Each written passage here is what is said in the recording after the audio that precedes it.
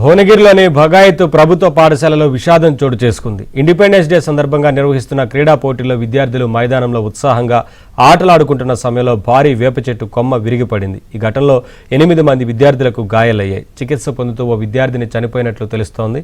క్షతగాత్రులను మెరుగైన చికిత్స కోసం ఎయిమ్స్కు తరలించారు.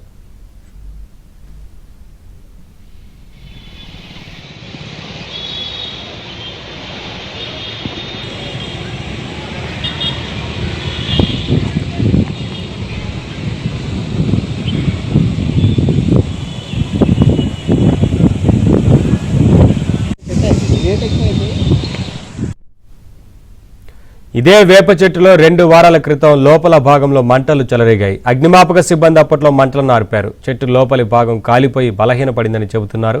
అగ్నిమాపక సిబ్బంది చెట్టును తొలగించాలని సూచించిన సిబ్బంది తొలగించకపోవడంతో ప్రమాదం జరిగినట్లు స్థానికులు ఆరోపిస్తున్నారు.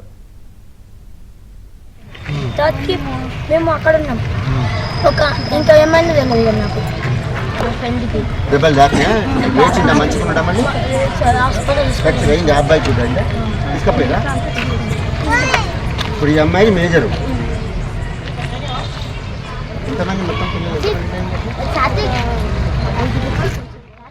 యోగాకి పిల్లలు ఆడుతున్నప్పుడు ఈ స్కూల్ ప్రిమిసెస్లో ఉన్న చెట్టు ఎరిగి కింద పడి పిల్లలకి ఇంజురీస్ జరిగినట్టు తెలిసింది. అప్పటికే మన పోలీస్ వాళ్ళు, మున్సిపల్ కమిషనర్, ఆర్డీఓ గారు మేమందరం రావడం జరిగింది. వచ్చేటప్పటికి పిల్లల్ని ఏరియా హాస్పిటల్ షిఫ్ట్ చేసారు. అక్కడ ట్రీట్మెంట్ నడుస్తున్నది.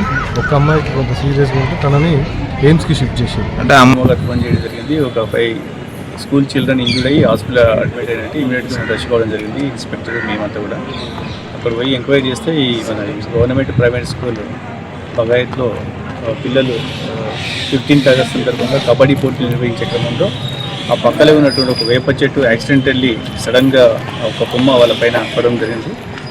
దాంట్లో ఒక 2 పర్సన్ ఒక అమ్మాయి 3rd క్లాస్ అమ్మాయి హలీమా అని చెప్పి 8 years కొద్దిగా సీరియస్ ఇంజరీస్ ఉన్నాయి. అమ్మాయి ఇప్పుడు హాస్పిటల్లో అడ్మిట్ ఎయిమ్స్లో షిఫ్ట్ చేయడం జరిగింది. ఇంకో అబ్బాయి కూడా లెగ్ ఫ్రాక్చర్ ఉంది. అతను కూడా ఎయిమ్స్లో ట్రీట్మెంట్ నడుస్తుంది. మిగతా 3 ఇంజూరీస్ చిల్డ్రన్ అంతా కూడా వాళ్ళని ఇమీడియట్గా ప్రైమరీ ట్రీట్మెంట్ ఇచ్చేసి వాళ్ళని వాళ్ళ పేరెంట్స్కి అప్పగిస్తున్నారు. ఇక్కడ స్పాట్కి వచ్చి చూసిన తర్వాత ఇక్కడ మొత్తం పరిశీలిస్తే ఇక్కడ దీనిపైన ఏమైనా నెగ్లిజెన్స్ ఉన్నట్లయితే మేము దానిపైన చట్ట ప్రకారం చర్యలు తీసుకుంటాం.